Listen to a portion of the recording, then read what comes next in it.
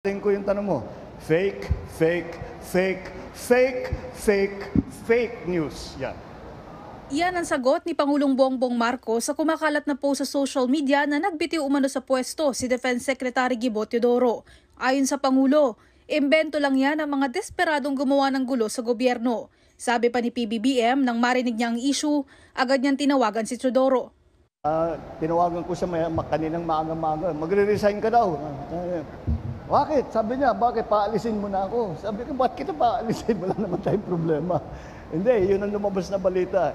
Sabi niya, huwag natin papansinin. Sabi ko, pero kailangan natin sagutin.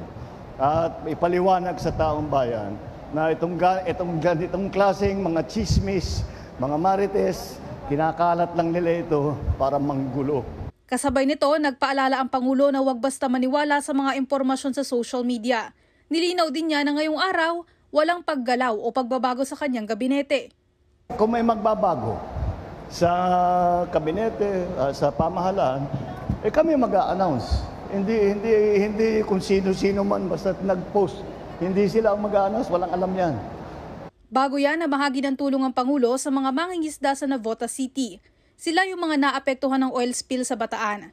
Aabot din sa 43.415 million pesos ang itinurn over sa lokal na pamahalaan ng Navotas. Kasabay nito, nangako si PBBM na nagpapatuloy ang investigasyon sa paglubog ng motor tanker Terra Nova. Tuloy-tuloy ang paghahanap natin ng sagot sa mga katanungan. May kinalaman ba ang barkong ito sa oil smuggling? Bakit ang dalawang barko sa kabila ng walang rehistro ay napatakbo sa ating karagatan?